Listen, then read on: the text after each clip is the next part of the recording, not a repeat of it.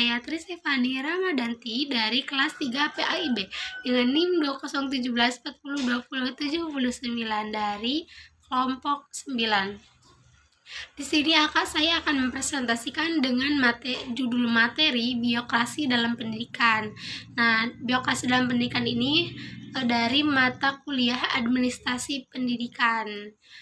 Langsung saja kepada materi yang pertama. Pada awalnya, biokrasi memiliki makna positif, yaitu suatu metode organisasi yang birasional dan efektif sebagai metode untuk menggantikan pelaksanaan kekuasaan yang sewenang-wenang oleh rezim otoriter.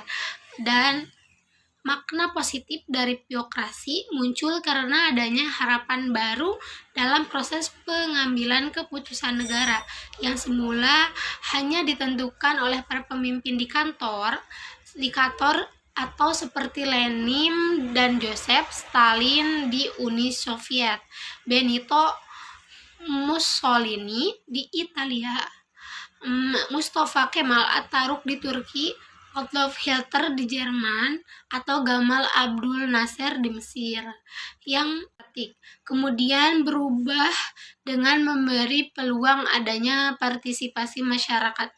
Pada zaman diktator, penguasalah yang memutuskan segala permasalahan negara.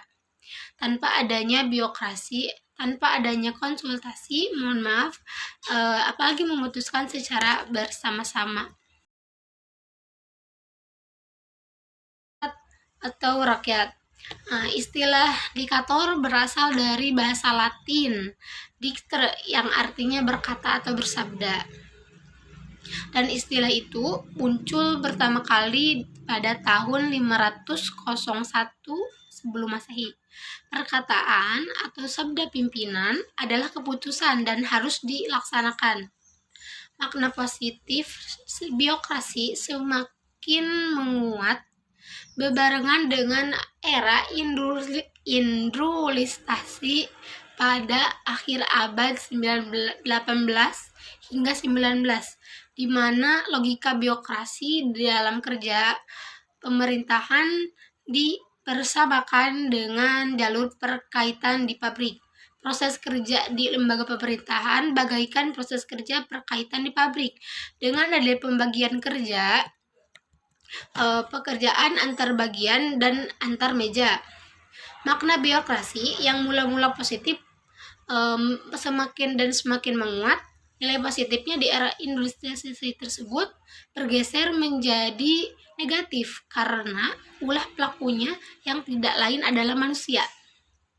Hal ini karena manusia memiliki biogramer, fungsi biologis dasar manusia yang mempengaruhi tingkah laku, dan salah satunya adalah kecenderungan mendominasi seperti keinginan berkuasa. Kecenderungan berkuasa yang berlebihan pada manusia yang sedang berkuasa dikombinasikan dengan struktur pemerintahan yang biokratis dan penguasa kekuasaan yang besar merupakan salah satu penyebab suburnya korupsi. Oleh karena itu, Sorokin dan Luden menyatakan pentingnya membatasi kekuasaan biokrat. Hal itu senada dengan dinyatakan Acton bahwa kekuasaan memang korup dan kekuasaan yang absolut niscaya korup secara absolut pula. Wajah biokrasi secara umum di negeri yang sedemikian buruk tidak dapat dielakkan, juga tercermin dalam biokrasi pendidikan. Biokrasi pendidikan sebagai bagian yang tidak terpisahkan dari biokrasi pemerintahan secara umum, dan juga terasuki keserahan biokrasi. Biokrasi pendidikan seperti itu keberadaannya lebih banyak merusak dari tingkat kabupaten hingga ke pusat, lebih banyak menggerogot daripada menyumbang perkembangan pendidikan. Nah, di sektor pendidikan secara sengaja diciptakan biokrasi yang melelahkan jenjang-jenjang layanan pendidikan yang panjang berlika-liku dari tingkat satuan pendidikan terendah sampai kementerian adalah bentuk biokrasi yang sangat sering dilakukan atau dikeluhkan. Oleh karena itu, penting untuk mengetahui wajah biokrasi pendidikan setelah berbagai upaya upaya reformasi birokrasi ini diupayakan. Dalam menganalisis birokrasi pendidikan ini dilakukan melalui berbagai sudut pandang. Pertama, melalui tingkah laku para pelaku pendidikan mulai dari sekolah atau UPT pendidikan, dinas pendidikan, dan instansi birokrasi di atasnya. Birokrasi sebagai sebuah sistem yang terdiri dari berbagai perilaku dalam organisasi yang merupakan hasil interaksi antara individu dalam organisasi, maka perilaku birokrasi ditentukan oleh karakteristik individu, dan karakteristik individu diantaranya kemampuan, kebutuhan, kepercayaan, pengalaman, harapan, dan lain-lain. Karakteristik organisasi diantaranya adalah susunan hierarki, pembagian kerja, tugas-tugas dalam jabatan tertentu, wewenang dan tanggung jawab, sistem penggajian, sistem pengendalian, dan lain-lain. Tingkah laku para birokrat dan karakteristik organisasi pemerintah masih buruk, dan hal ini menjadi salah satu masalah serius dalam birokrasi terkait pelayanan publik. Kualitas pegawai negeri sipil atau PNS yang belum ada sebuah sistem yang memungkinkan pegawai berkinerja dengan baik. Bukti rumitnya birokrasi dan budaya kerja yang rendah di kalangan PNS tampak ada pada rendahnya daya serap anggaran hingga pertengahan tahun 2012, yang menunjukkan semua kementerian di bawah 50%, bahkan ada 6 kementerian yang baru menyerap anggaran kurang dari 20%. Kementerian Perumahan Rakyat 1,9%, Kementerian Pemuda dan Olahraga 4,2%, Kementerian Energi dan Sumber Daya Mineral 10,8%, Kementerian Pembangunan Daerah tertinggal 10,9%, Kementerian Pariwisata dan Ekonomi Kreatif 17,8%. dan Kementerian Koordinator Kesejahteraan Rakyat 19,3%. Khususnya dalam birokrasi pendidikan, serapan anggaran terjadi secara besar-besaran pada 2 bulan terakhir menjelang tutup tahun. Cara kerja yang demikian seringkali terkesan bahwa program kerja dan kegiatan-kegiatannya dilakukan asal-asalan. Yang penting uang bisa dikeluarkan tanpa mempedulikan hasilnya. Kedua, dilihat dari tingkat pelayanan dan konsep administrasi publik. Karena membahas birokrasi tidak lengkap tanpa melongok bahasan administrasi publik. Den Hart menyebutkan ada 3 perubahan paradigma administrasi publik, yaitu Old Public Administration yang salah satunya dicirikan dengan struktur organisasi terpusat secara birokratik. New Public Management yang dicirikan dengan masuknya sektor swasta ke dalam sektor publik. New Public Service, di mana para birokrat mengabdi dan melayani warga. Pada generasi ketiga administrasi publik, yang Reining menyebutkan bahwa pelayanan publik harus menghindarkan kesalahan-kesalahan dalam pelayanan itu, yaitu sikap apatis, menolak berurusan, sikap dingin, memandang rendah, bekerja secara mekanis, seketat para prosedur, dan pingpong. Untuk menggali perilaku birokrasi pendidikan, maka bisa dilihat dari berbagai kesalahan dalam memberikan pelayanan pendidikan. Dalam pelayanan pendidikan masih banyak kita jumpai kesalahan-kesalahan dalam pelayanan seperti dikemukakan Reining di atas. Walaupun pemerintahan sudah melindungi kepentingan masyarakat dari melalui Undang-Undang Dasar Nomor 25 Tahun 2009 tentang pelayanan publik. Pelayanan publik adalah kegiatan atau rangkaian kegiatan dalam rangka pemenuhan kebutuhan pelayanan sesuai dengan peraturan perundang-undangan bagi setiap warga negara dan penduduk atas barang jasa atau pelayanan administratif yang disediakan oleh penyelenggara pelayanan publik. Bahkan Guna menjamin kualitas pelayanan publik, maka sejak tahun 2008 telah ada Undang-Undang Nomor 37 tentang Ombudsman Republik Indonesia sebagai lembaga negara yang punya kewenangan mengawasi penyelenggaraan pelayanan publik. Pengawasan diberikan kepada penyelenggara negara dan pemerintahan termasuk yang diselenggarakan oleh badan usaha milik negara, badan usaha milik daerah, dan badan hukum milik negara, serta badan swasta atau perseorangan yang diberi tugas menyelenggarakan pelayanan publik tertentu, yang sebagian seluruh dananya bersumber dari anggaran pendapatan dan belanja negara dan atau anggaran pendapatan dan belanja daerah. Ombudsman Republik Indonesia wilayah DKI Jateng selama tahun 2012 menerima setidaknya 186 keluhan mengenai berbagai buruknya layanan publik di institusi pemerintah. Hingga akhir 2012, setidaknya ada 942 orang mengakses layanan Ombudsman perwakilan dari Jateng melalui sarana SMS, telepon, maupun datang langsung. Terdapat 168 keluhan terdiri dari 73 orang atau 43% laporan yang masuk mengeluhkan lambannya dan tingginya biaya pelayanan publik oleh pemerintah daerah. Urutan kedua yang paling banyak dikeluhkan masyarakat adalah instansi kepolisian yang mencapai 29 laporan. Keluhan berikutnya ditujukan ke institusi pemerintah pusat yang di daerah seperti kementerian, inspektorat, dan sebagainya. Keluhan juga ditujukan oleh BUMN, kantor pertanian, pengadilan, dan kejaksaan. Di wilayah Jateng ada 76 laporan masuk ke Ombudsman. Keluhan paling tinggi adalah Kota Semarang, yakni layanan publik instansi pemerintah daerah.